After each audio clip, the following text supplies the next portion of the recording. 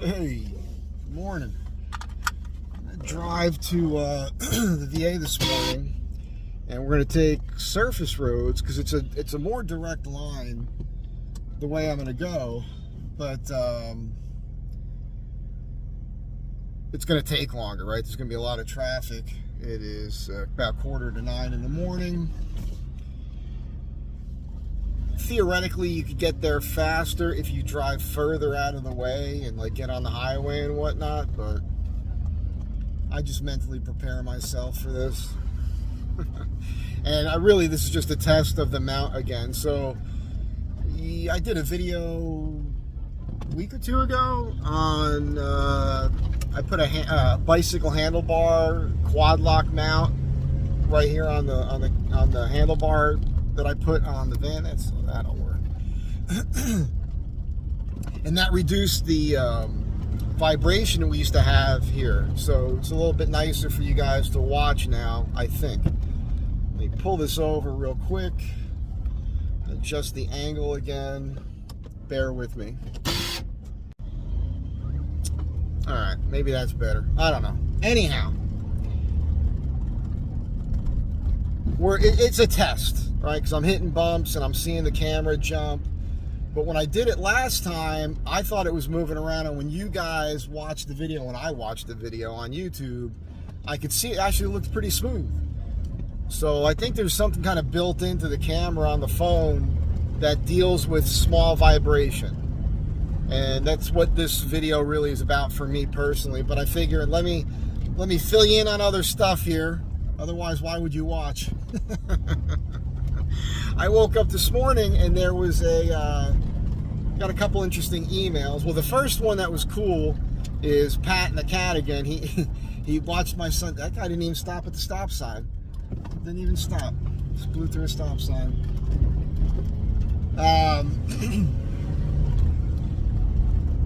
He's been working on this Second Amendment t-shirt that I have, because I want to reproduce it.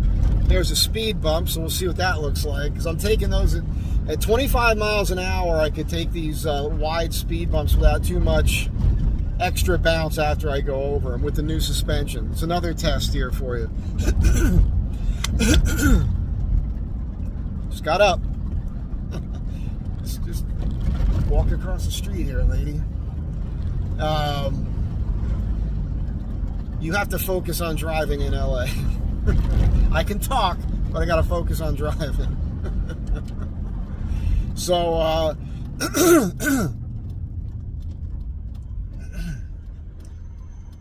as I was saying here, this guy stopping, is he rolling through? We'll start this over.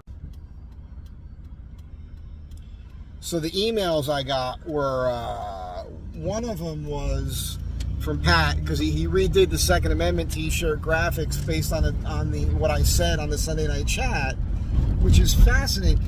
What's interesting to me is, I'll tell you a funny story about this. I had mentioned to Pat in an email exchange, I had said something along the lines of, the first time he did it, the skull was all white, meaning like all ink, and I'm thinking like that shouldn't, I see that a lot in t-shirts these days. I don't think it's smart to have a big block of color like that. If it's just a single thing, it's a waste of ink, in my opinion. And I think it looks better if it's just an outline with lines that denote texture and detail, like a pencil drawing. So I said, yeah, it should be more skeletonized, and that's what I meant. But when he heard that word, he created a which was a very cool graphic, the skull and all the lettering with a skeleton skull-like texture. It was kind of colorized in that off-white, bone white with cracks in it and whatnot. And that looked really cool, but I knew that wouldn't translate to a silk screen well. And then I talked to him about it. Then he sent me one that was just the outline. It was pretty cool, but bland, in my opinion. And then in last night's Sunday night chat, I mentioned making more detail, and he did it. He sent me an email last night that's way closer to what I envisioned. But he added a few things that I'm like, well, I don't need barbed wire, but it's cool. Like, I like where his brain went. But my whole point of bringing it up is, if you're an artist and you can see something visually in your mind, and of course we haven't put the time in with one another to really like translate all of this. It's like I mentioned something real quick and he just runs with it. He's just being kind. He's just donating his time, really. I feel like I owe the guy at this point. But he'll take that and then that'll filter through his brain and what he thinks I'm talking about. But it's never exactly what I'm envisioning, right? So, because I can see things exact in my brain of what I want it to look like, I'm sure that if I was speaking with him, especially if we were sitting next to each other, I'd be like, this is what I want. So it's always fascinating to me to put information at somebody and then see how they translate that through their brain and what they come up with. But if you want it done the way you see it in your mind, you have to do it yourself. Here's your moment of this video. So that's the thing. It was really cool to see it, though. It's really cool. Like, I am so tempted to like use what he sent, but it's still not what I see in my brain. And I know he gets it. This is a cool guy. This guy's a cool dude. Like, if it was somebody you were trying to pay and they were trying to make money on it and they were putting time into it, they'd get really frustrated because they're not getting what you want. And every time they do something, it's their time, and that's valuable in my world. So it's a weird... Whenever somebody does something for me and I'm getting better at this, I always feel like I owe them something. I know now that oftentimes people are doing things like and I've learned to do this for others. I've always done this for others, but if somebody wants to do something for you, let them do it. It's making them feel good. So it doesn't, everything's not transactional. That's a huge lesson to learn in this life. And so many people that you know, that you deal with, and sometimes they're good friends. I mean, if you have good friends that are like this, they're not going to last very long. So I don't know how they become good friends if they have this quality that I'm about to describe. But when it's family, you can't get away from them, and that's when it really sucks. So, but it's transactional thinking is a problem. I did this for you. You owe me this. You know, you got to do this for me now. I grew up with that way of thinking, you know, like, there's a big mob thing where I come from, especially when I lived up in North Jersey as a kid and I was around that all the time. And that's how that is. People hold things over your head because they did something for you. Now you owe me. It's a weird, it's a kooky thing, man. We should all be doing these things from our heart and our soul because we want to. Now, the other email that I got was YouTube. They took down a video of mine, and it's really screwed up. There's road construction up here. It's going to slow us down. I'm on Beverly, heading west. I'm going to take Beverly to Wilshire. Well, Beverly to Santa Monica to Wilshire. So we're going to drive through Beverly Hills. I have this video. It's a watch video. Some of my watch videos have done pretty well. And they continue to get views because watch nerds. Watch nerds are, you know, I'm one of them, right? So I watch all these videos. And it was on the Blancpain clone watches. So it's right there in the title, clone. It's not the Blancpain. But the video, the message that I got from... The email that I got from YouTube was the video was taken down because it violates their counterfeit policy. What? So I don't know if there's an algorithm with YouTube, right, where they search this stuff out and they just tag stuff and it's like a robot, or more than likely it's somebody that doesn't like me and just wants to hurt the channel. Because that's definitely happening. There's no doubt that happens. There's 100%. There's cuckoo for Cocoa Puffs people out there.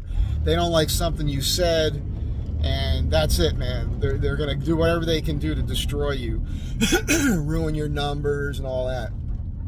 So, I mean, and those people are crazy. That's a serious psychological issue, man. And they're out there. And when you're doing YouTube, you're going to run into this, right? Like, people are just going to... Go ahead, man. You saw that this lane was closed, but you had to drive right up there and get in front of me. So, at any rate, LA, man. YouTube took the video down, but you can protest it, right? So, that's what I did. And when you do that, you've got to write in there, like, what your reasoning is. And I just wrote a thing like, well, it says it. It's at no point do I say that any of these watches are the Blanc Pond watch. The video is about imitation versions of the Blanc Pond that are, that have copied design elements of the watch. That's what it is. That's what the video's about. And then it says, like, the next box is, like, to back that up with any sort of other reasoning that's more legal or whatever. And I just wrote common sense.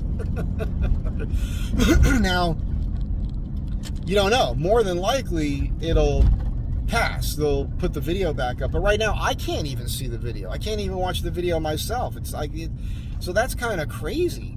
It puts me in this weird brain thing. Like, it's thank God I don't depend on YouTube for my income. You'll hear people that do depend on YouTube for their income, like Sarah, our friend Wonder Hussy, where she's had issues with some of her videos.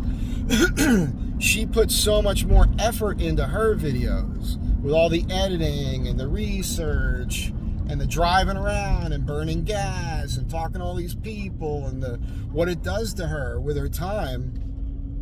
Imagine putting all that time into a video only to have it taken down or demonetized for something that you think, like, you overlooked or is kind of silly.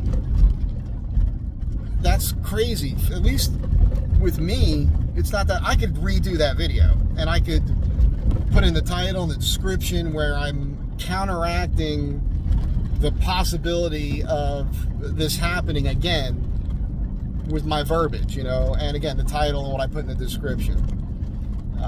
I would have to maybe get one watch back from a guy to borrow for the video. Kevin, it's that cool US Tourneck Ravel copy of the Blanc Pond. Kevin bought that watch from me on a green Bundstrap cuff that I made. It's really cool, man. I did a really good job on that for him. So that was kind of off-putting, to wake up to that this morning. Fucking bummer, man. So, actually, I got to tell you, traffic on Beverly this morning is moving very well. I don't know why. We're going to hit a little slowdown up here, but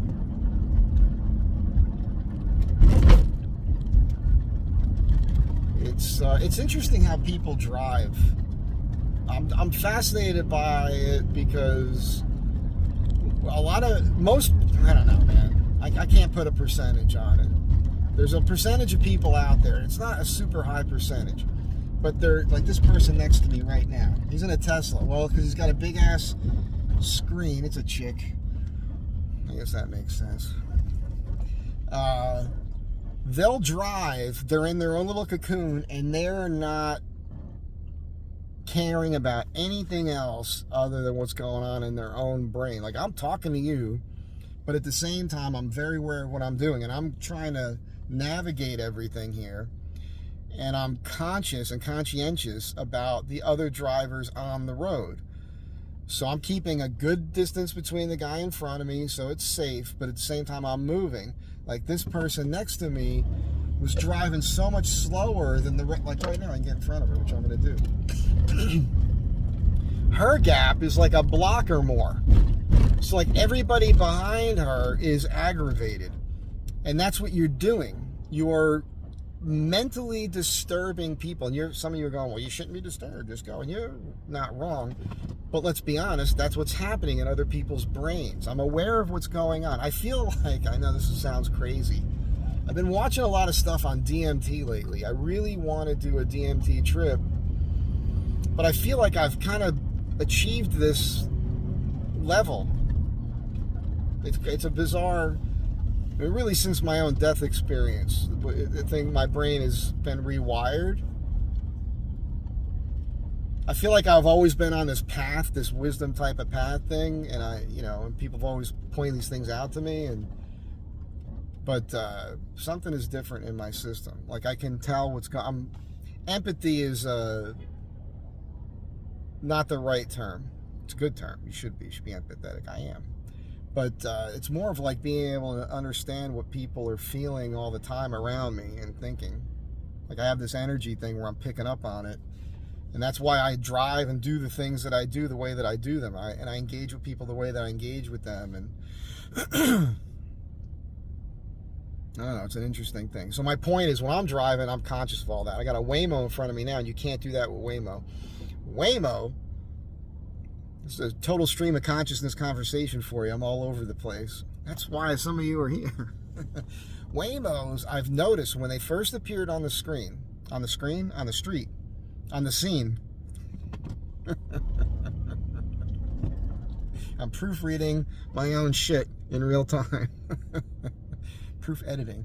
When Waymo first appeared on the scene, it was terrible. You never wanted to be behind a Waymo. They were so slow, extra cautious, but the understanding in my brain was, well, that makes sense. It's a freaking computer driving this thing, right?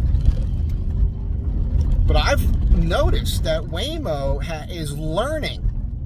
It's a learning, like I see them take off now, like from the red light, like they're all their sensors are on, so they know it's safe, but they take off. And they're keeping a closer distance to the car in front of them, but still enough distance for that car with its technology. It's a friggin' Jaguar. It's a Jaguar in front of me. It's a Jaguar. That's not an inexpensive car, right?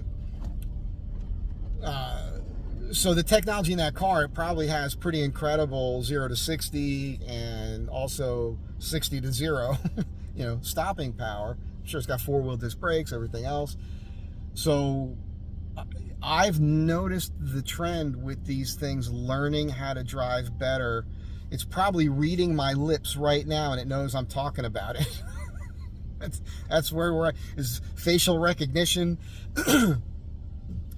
I swear to this is I know this is gonna be hard to believe, but I remember when the Waymos were first out and they were annoying, and I remember being behind them and having the thought of the look on my face, like, I'm behind a Waymo. And I remember thinking, it was a subconscious thought, but I'm aware of it. I'm recalling it right now. Again, editing in real time for you. I remember the thought, like, can it see the expression on my face and know that it's frustrating the people behind it? Which is exactly what I'm talking about doing on my own with my own brain in that way. And I've said this before, and it's the truth. See, there's a truck up here blocking traffic. It's a 2 lanes in this direction. I got over, perfect. I'll be able to pass him, and all the people next to me are going to get jammed up. Reading the road. It's another nice thing about this van. With the height, I can see over a lot of stuff with the lift, All right. Your brain is a computer. I think, maybe I'm wrong, but I think that little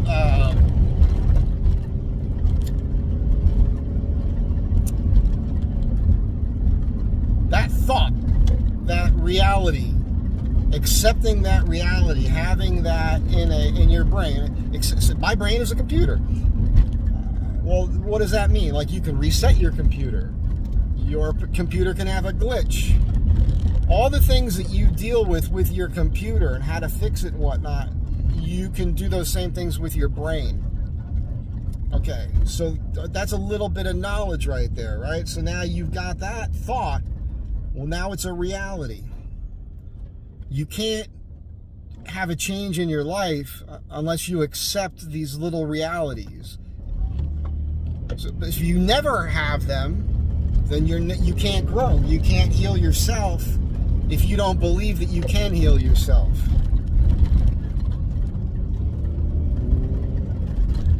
start making sense. I'm behind a box truck right here. Oh. Okay.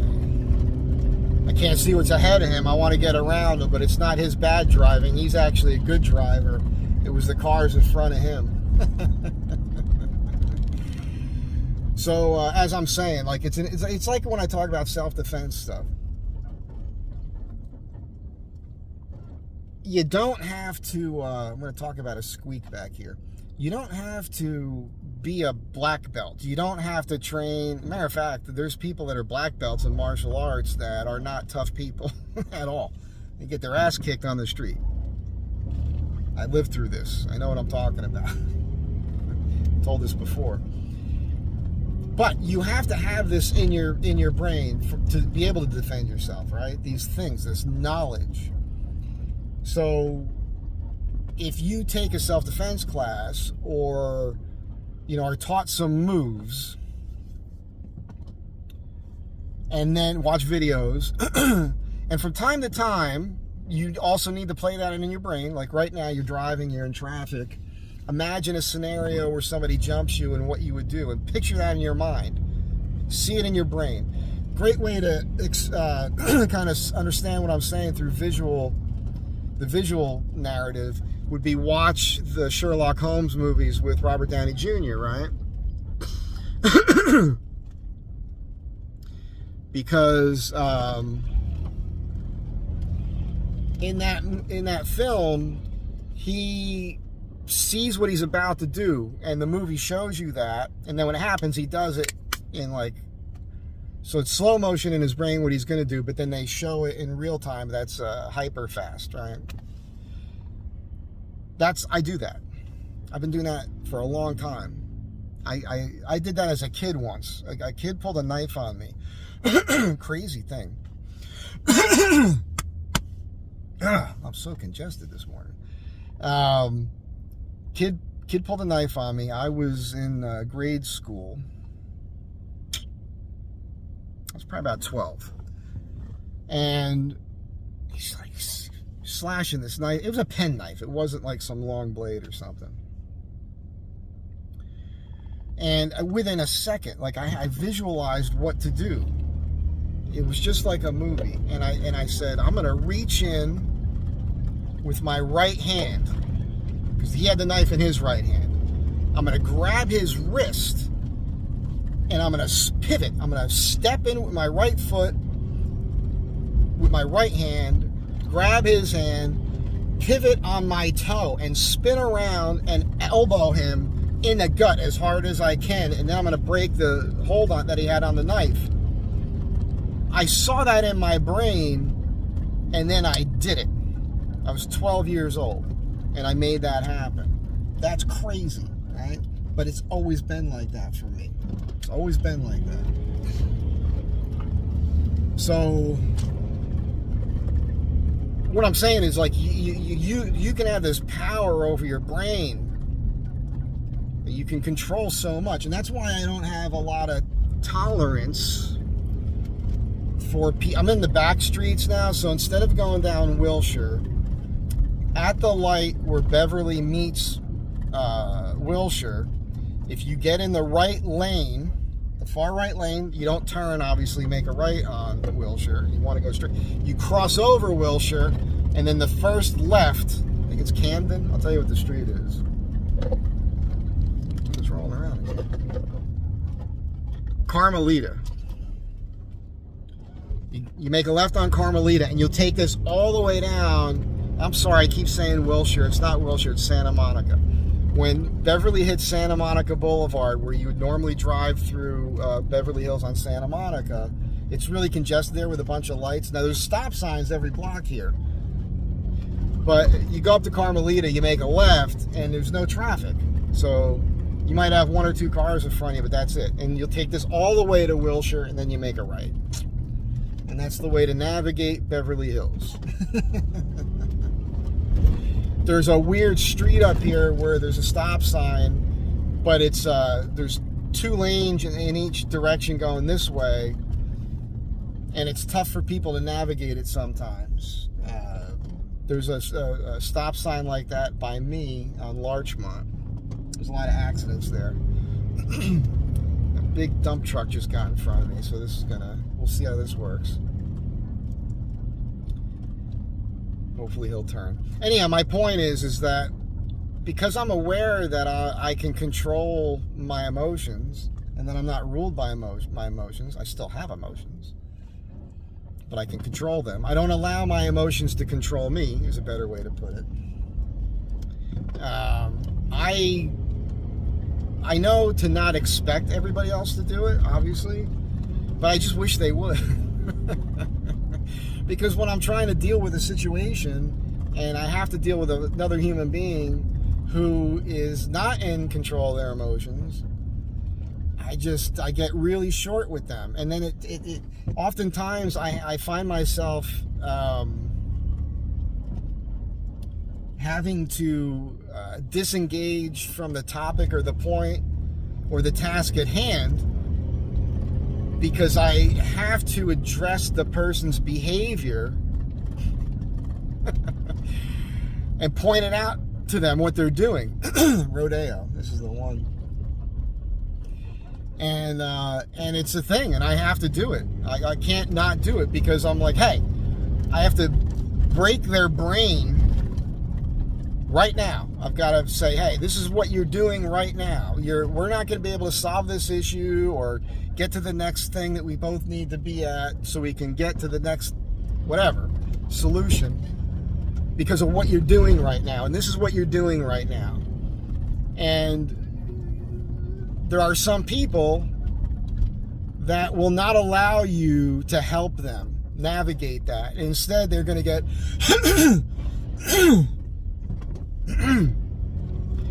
I haven't eaten anything yet today either, so they're going to get defensive.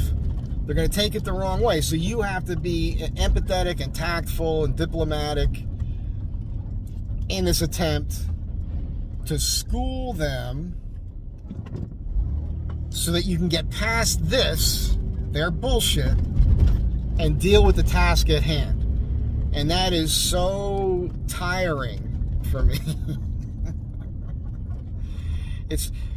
One of the things here is a lot of pedestrians, and people cross the street out here on their phone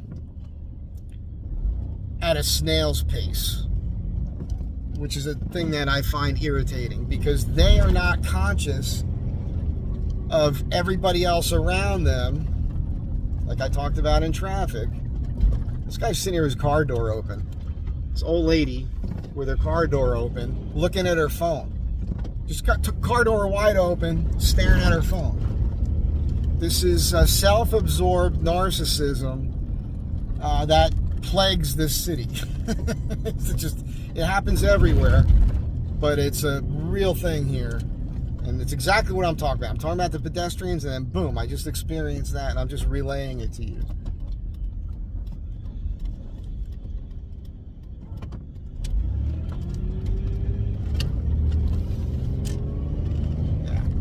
Anyhow, I hope you find this interesting. You know, I never know what I'm going to get into with these stream of consciousness conversations, but I want to pass this knowledge along. Look, we're in this thing here, right? We're all sharing this current existence with one another, and we're all there's no doubt, it's not kind of, we are. We're connecting our computers through this computer.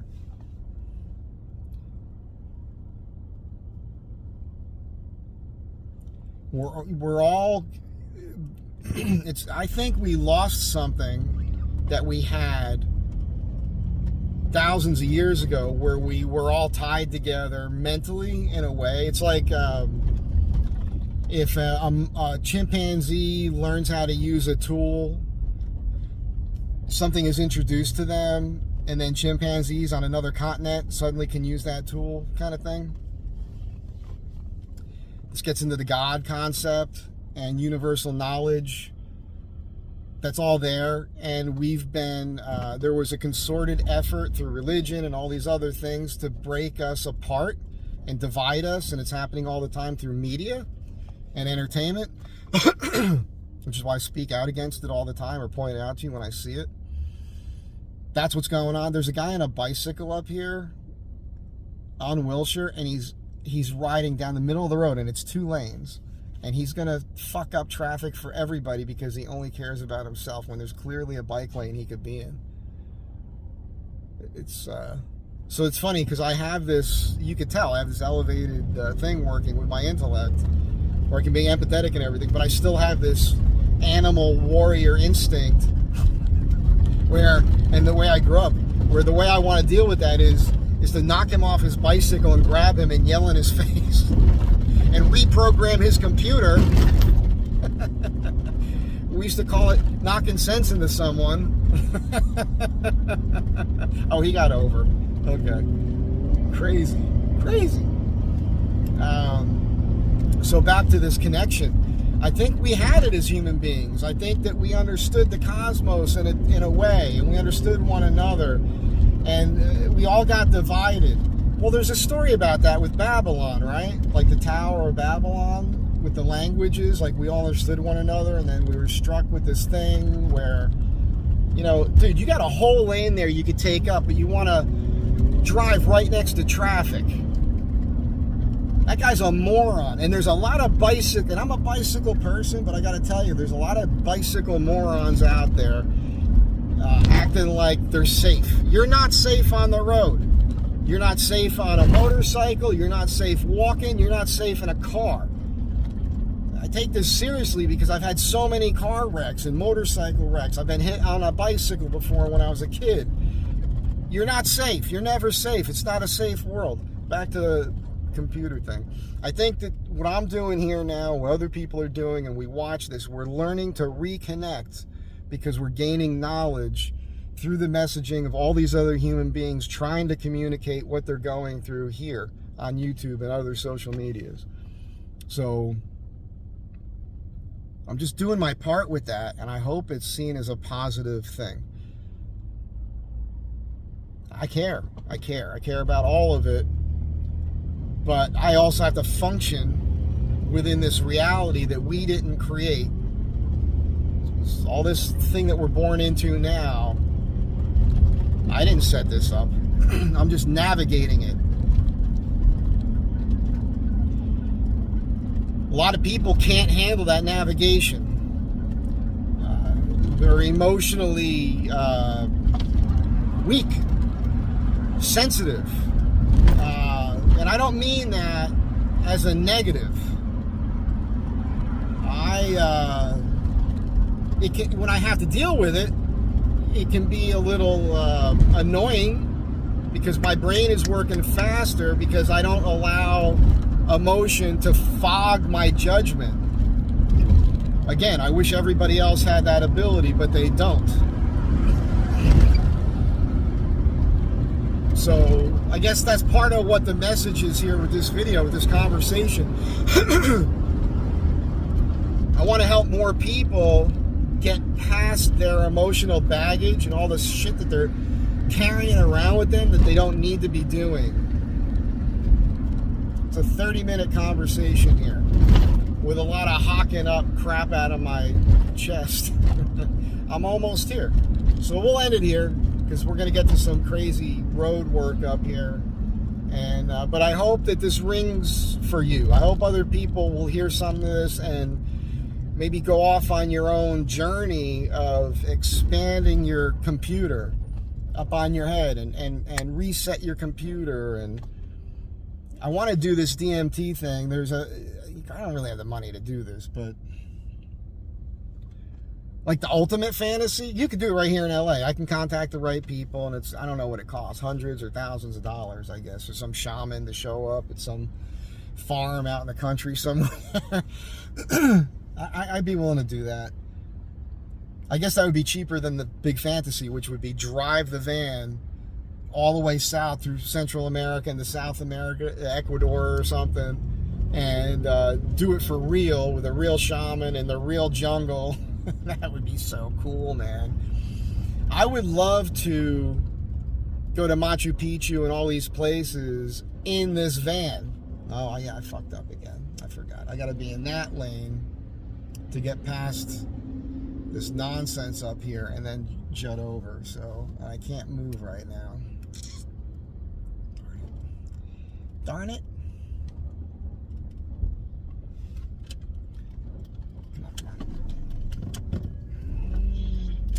There we go. All right. The funny thing about anywhere where you live, you guys know this, if you do a commute, I don't do a regular commute. I walk to the shop, I drive the van to the shop, I ride the bike to the shop. It's 3 miles away and 3 miles back. That's my normal thing. Where I shop is near the shop for food, is actually near the workshop. So it's the same commute. But here, I've got to do all through the city here, getting over here to the west side, and I know this now. So I know how to navigate this, and it's interesting. So anyhow, that's it. I want to watch this back and see how the camera jumped around. So you got 32 minutes of me, verbal diarrhea that I hope is worth it. And I hope that this YouTube thing sorts out. So we'll see. I'll keep you guys apprised of that. But that's it for now. You guys have a good day. Be kind to one another. We'll see me in the next one.